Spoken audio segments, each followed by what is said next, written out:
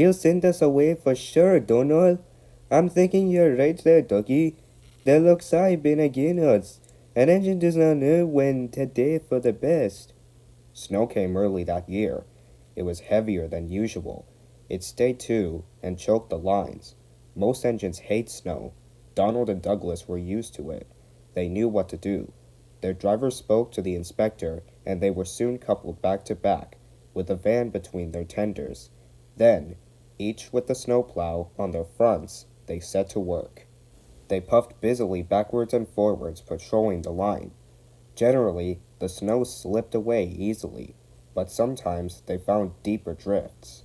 Then they would charge them again and again, snorting, slipping, puffing, panting, till they had forced their way through. Presently they came to a drift which was larger than most. They charged it, and were backing for another try. There was a feeble whistle. People waved and shouted. "Look shakes, Donald, it's Henry. Dinna fish yourself, Henry. Bear the way, we'll help you out." The Fat Controller was returning soon. The twins were glum. "He'll send us back for sure," they said. "It's a shame," sympathized Percy. "A lot of nonsense about a signal box," grumbled Gordon. "Too many of those, if you ask me." "That brake van, too," put in James. "Good riddance, that's what I say."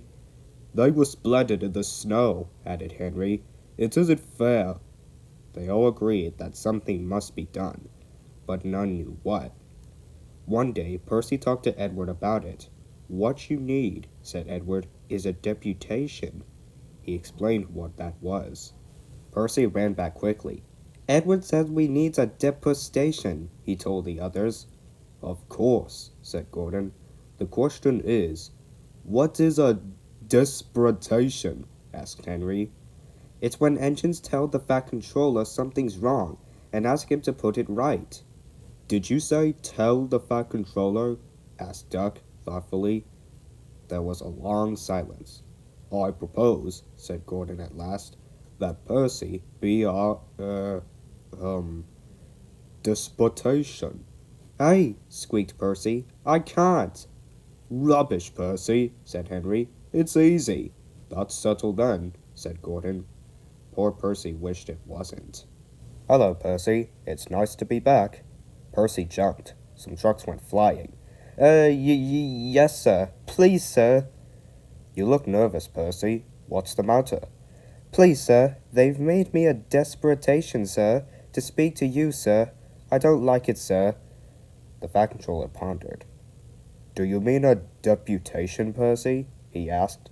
"Yes, sir. Please, sir. It's Donald and Douglas, sir. They say, sir, that if you send them away, sir, they'll be turned into scrap, sir.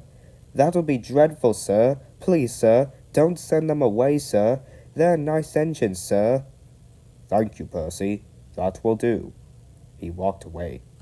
"I had a deputation yesterday," said the Fat Controller. "I understand your feelings, but I do not approve of interference." He paused impressively. "Donald and Douglas, I hear that your work in the snow was good. What color paint would you like?" The twins were surprised. "Blue, sir, please."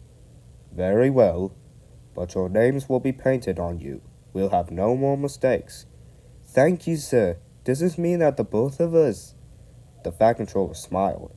"It means—" But the rest of his speech was drowned in a delighted chorus of cheers and whistles.